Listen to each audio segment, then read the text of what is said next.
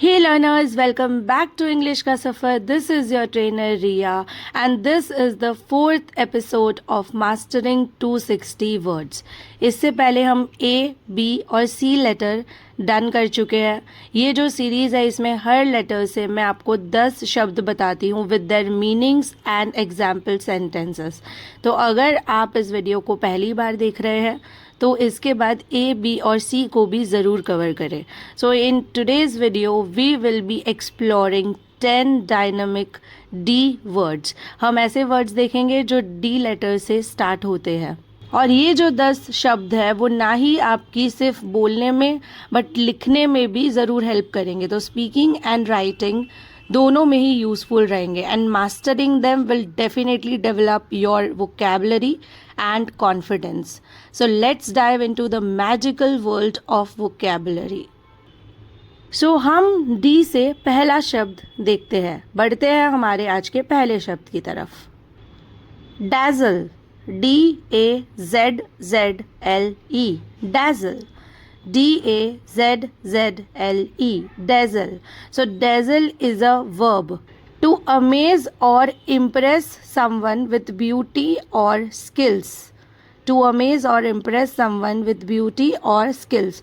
इसका मतलब है किसी को अमेज कर देना, इम्प्रेस कर देना, प्रभावित कर देना. किसके ज़रिए? या तो अपनी सुंदरता के ज़रिए, ब्यूटी के ज़रिए, या तो अपनी स्किल्स, अपने कौशल्य के ज़रिए. सो आप में कोई स्किल्स या कोई ब्यूटी हो या तो किसी और की कोई स्किल्स या फिर ब्यूटी देखकर हम अमेज हो जाए, इम्प्रेस हो जाए, तो उसको हम बोलेंगे dazzle. So let's move to the example sentence for more clarity. The singer's performance dazzled the entire audience. The singer's performance dazzled the entire audience. यहाँ पे सिंगर्स जो है वो बहुवचन नहीं है, अपॉस्ट्रॉफी एस है, जिसका मतलब है सिंगर की परफॉर्मेंस ने, जो गायक है उसकी जो परफॉर्मेंस, उनकी जो प्रस्तुति है उसने इंटायर ऑडियंस, पूरी जितनी भी ऑडियंस थी उन सबको डैज़ल कर दिया. मतलब सब लोग एकदम सरप्राइज, एकदम अमेज और इम्प्रेस हो गए. ओके जिस ब्यूटी से वो गा रहा था या जो उनमें गाने की स्किल्स थी उन्हें देख के सब लोग एकदम प्रभावित हो गए. So let's move to the next word. Second word is deteriorate. Deteriorate, deteriorate. इसको बहुत अच्छे से बोलने की कोशिश करनी है. Deteriorate, yes. सो DTDETERIORATE, इसको हम स्प्लिट करते हैं डिटी. सो डिटी का DETE, रियो, RIO, और rate, RATE, deteriorate.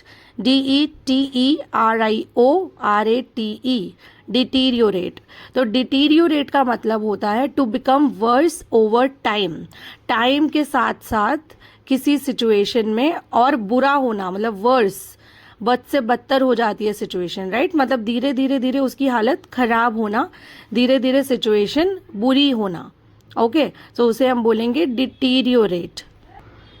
The building started to deteriorate due to the years of neglect.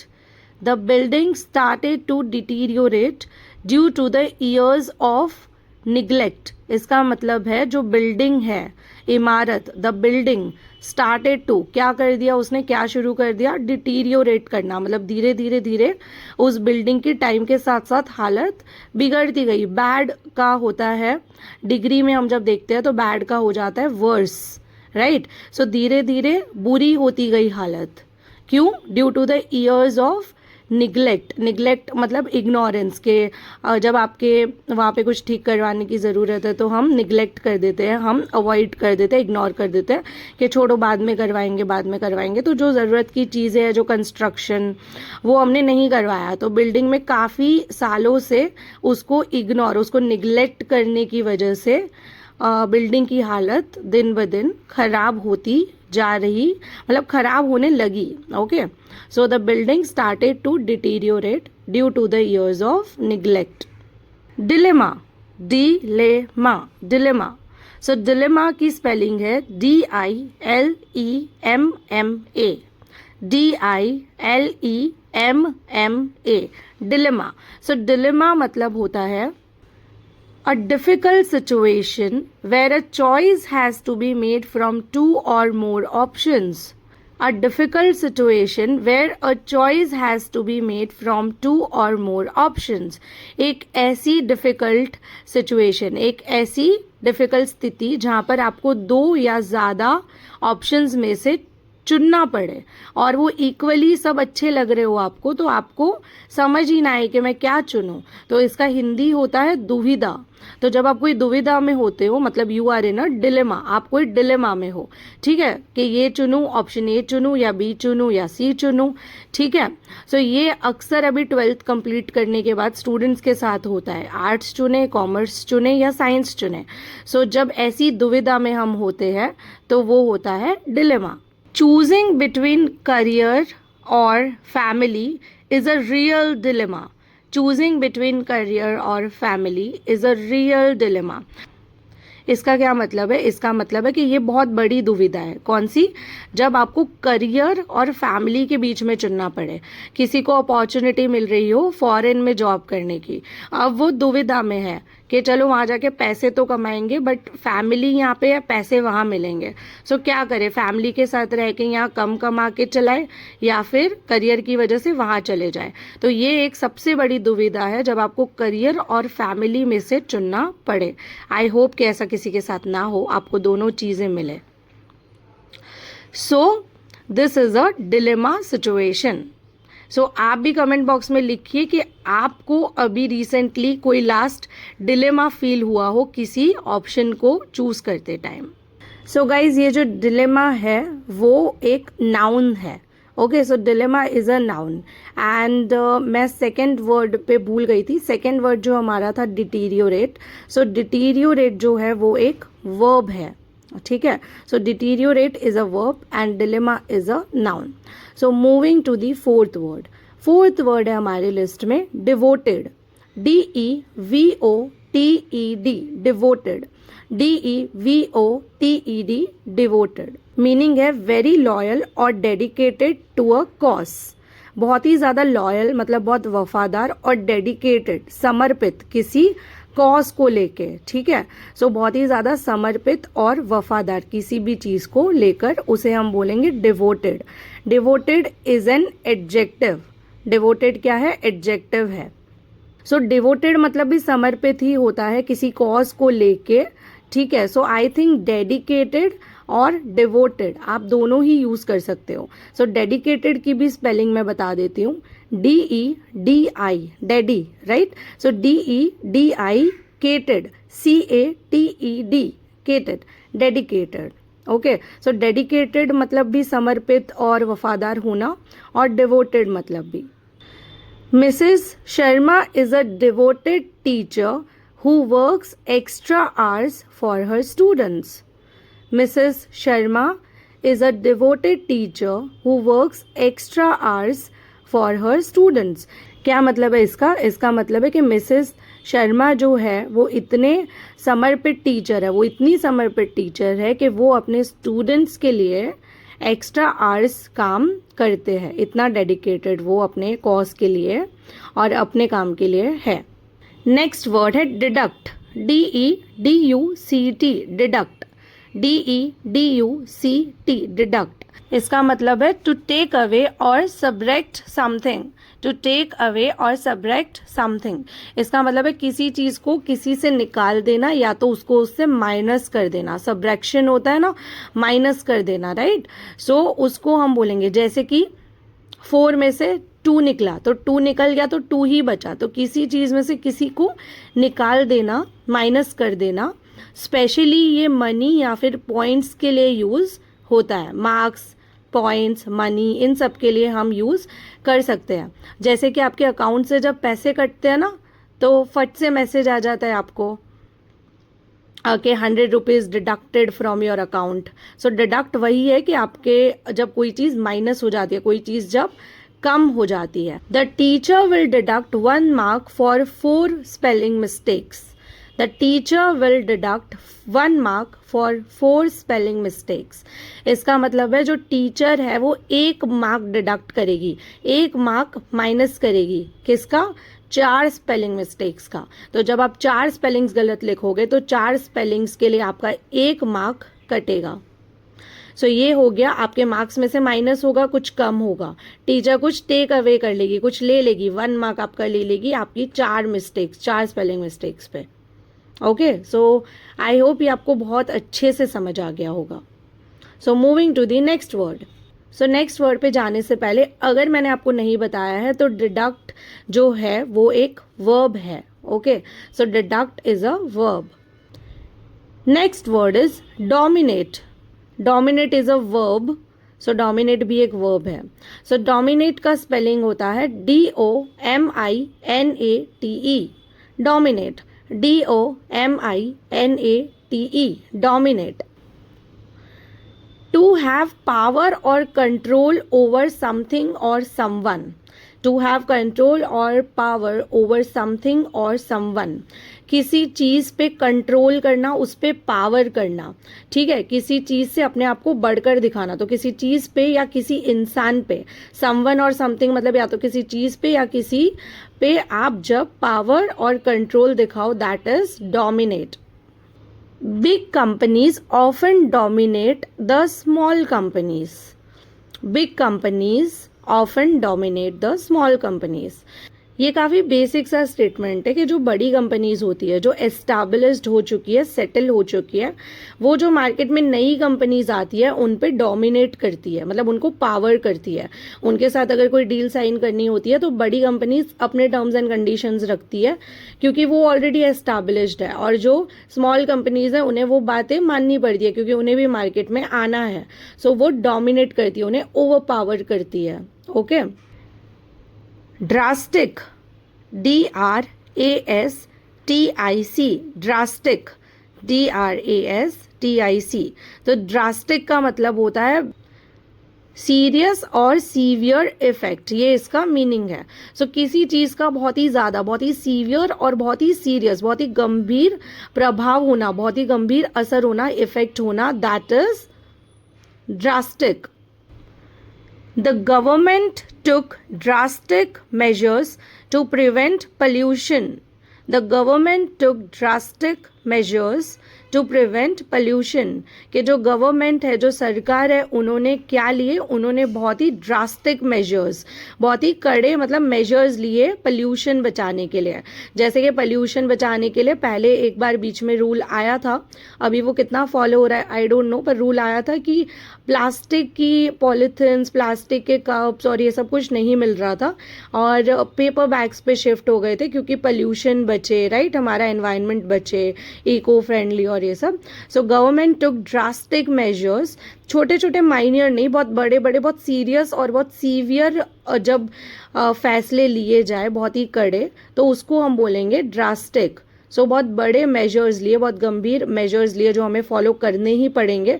Drastic उसको क्यों बोलेंगे कि अगर हम फॉलो नहीं करेंगे तो हम पे कोई भी टाइप का पनिशमेंट हो सकता है या फाइन हो सकता है, तो उसे हम ड्रास्टिक बोल देंगे, राइट। तो ड्रास्टिक मेजर्स लिए टू प्रिवेंट, प्रिवेंट मतलब अटकाना किसी चीज़ को, तो किसको अटकाने के लिए, किसको प्रिवेंट करने के लिए? पॉल्यूशन को, प्रदूषण को प्रिवेंट करने के लिए। ओके, अगला शब्द है delicate. Delicate, this is a beautiful word, delicate, DELICATE, Delhi, DELICATE, CATE, delicate।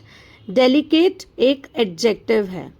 अगर मैं ड्रास्टिक का बताना भूल गई हूँ, आई एम सो सॉरी, क्योंकि ये मैंने नया इनिशिएटिव ही शुरू किया है कि मैं आपको बताऊँ कि कौन सी पार्ट्स ऑफ स्पीच यहाँ यूज़ हुई है। सो अगर मैं ड्रास्टिक में भूल गई हूँ तो ड्रास्टिक भी एक एडजेक्टिव है। ओके, सो नाउ हम डेलिकेट को समझने की कोशिश करते हैं। ईजिली डैमेज और need careful handling. Easily damage और नीड केयरफुल हैंडलिंग मतलब जिसको हमें बहुत ही केयरफुली हैंडल करना पड़े वरना वो बहुत ईजिली डैमेज हो जाए। तो कोई चीज़ जिसे अगर हैंडल ना किया जाए ध्यान से तो वो बहुत ही ईजिली टूट जाए। डेलिकेट का मतलब होता है नाजुक। सो डेलिकेट मतलब नाजुक, नाजुक चीज़ों का हमें बहुत ध्यान रखना पड़ता है वरना वो टूट जाती है। सो सेंटेंस है the flowers delicate petals were blown away due to wind. The flowers delicate petals were blown away due to wind. कि जो फूलों की जो नाजुक पंखुड़ियाँ हैं वो कितनी सॉफ्ट कितनी नाजुक होती है, राइट. सो वर ब्लोन अवे, वो उड़ गई किससे, हवा से. हवा की वजह से वो उड़ गई. क्यों, क्योंकि वो काफ़ी नाजुक है, राइट. सो ये था सेंटेंस. नेक्स्ट वर्ड है disguise. DISGUISE. Disguise. DISGUISE. Disguise. Disguise. So disguise एक ऐसा शब्द है जो वर्ब भी है और नाउन भी है. तो इसे वर्ब की तरह भी यूज किया जा सकता है और नाउन की जगह भी यूज किया जा सकता है. To change appearance to hide identity. To change appearance to hide identity मतलब अपनी पहचान छुपाने के लिए जब हम अपना अपीयरेंस, अपना रूप, अपना बाहरी रूप मतलब अपने कपड़े, अपने लुक्स को चेंज करें. क्यों, भेस बदलना, राइट. तो भेस बदलने को हम बोलेंगे डिस्गाइज करना. तो हम अपनी आइडेंटिटी छुपाना चाहें तब हम अपना जो भेस बदले उसे कहते हैं disguise. The actor disguised himself with a fake beard and sunglasses. The actor disguised himself with a fake beard and sunglasses. कि जो एक्टर है, एक्टर ने क्या किया, disguised himself, अपने आप को भेस बदलने के लिए क्या किया, with a fake beard and a sunglasses. मतलब उन्होंने सनग्लासेस पहन लिए. क्यों, क्योंकि उनकी आईज को रिकॉग्नाइज ना किया जा सके. ठीक है, तो सनग्लासेस और फेक बियर्ड. फेक मतलब होती है झूठी, उनकी बियर्ड, बियर्ड मतलब दाढ़ी. सो जो दाढ़ी थी वो उनकी रियल नहीं थी, वो फेक उन्होंने दाढ़ी लगा ली और सनग्लासेस पहन लिए अपना भेस बदलने के लिए. The actor disguised himself with a fake beard and sunglasses. So last word है हमारे आज के लिस्ट का determine. DETERMINE. Determine. DETERMINE.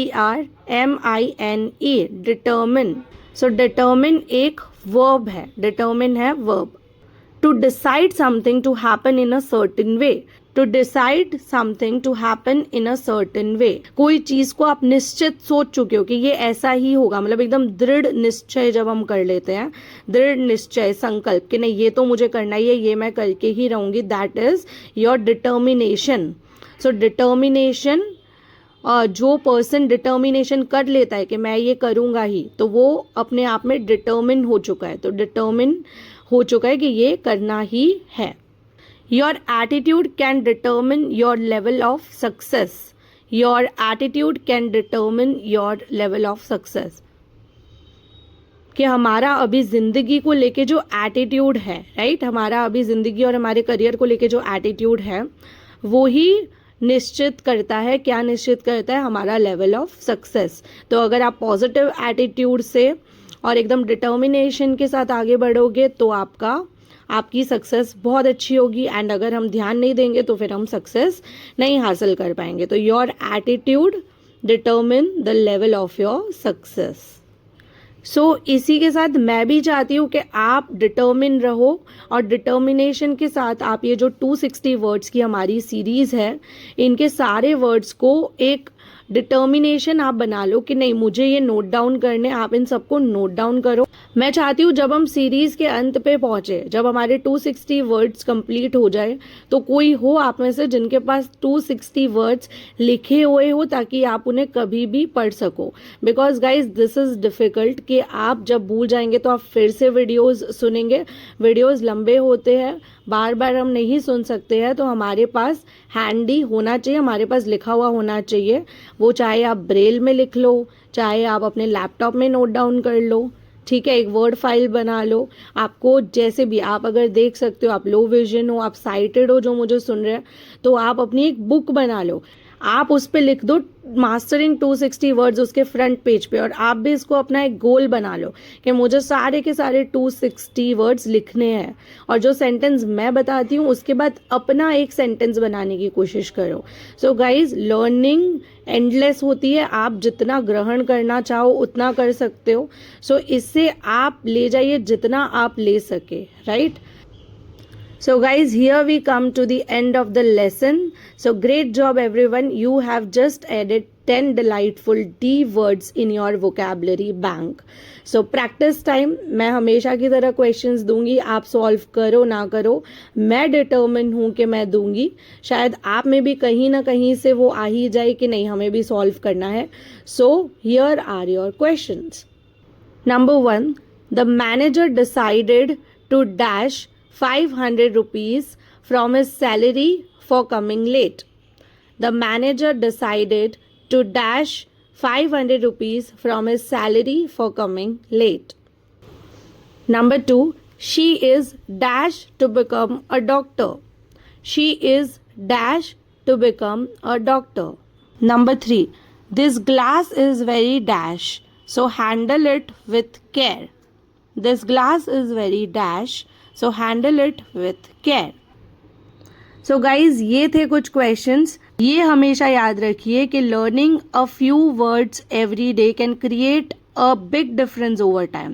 Time के साथ बहुत ही बड़ा डिफरेंस क्रिएट होगा जब आप रोज थोड़े थोड़े वर्ड्स सीखेंगे. तो इन वर्ड्स को यूज़ करिए अपनी रियल लाइफ कन्वर्जेशन में. आज से ही यूज़ करना स्टार्ट कर दीजिए. अब हमारे पास 40 वर्ड्स हमारे कंप्लीट हो चुके हैं, तो इन 40 वर्ड्स को आप यूज़ करिए अपने कन्वर्जेशंस में. सो आई होप आपको मेरी ये सीरीज़ पसंद आ रही है. इसे लाइक और शेयर ज़रूर करिए अपने फ्रेंड्स के साथ और लोगों को हिस्सा बनाइए हमारी जर्नी का. एंड सब्सक्राइब ज़रूर करिए ताकि आप इस सीरीज़ से कनेक्टेड रहे, आपको टाइम टू टाइम वीडियोज़ मिल जाए और आप उन्हें टाइमली सुन लें. ओके एंड आप अपने फीडबैक भी प्यारे प्यारे मुझ तक ज़रूर पहुँचाइए. मैं आपसे मिलूँगी नेक्स्ट वीडियो में ई से 10 वर्ड्स लेकर. सो तब तक के लिए keep learning, keep growing, keep practicing and be happy always. Bye everyone.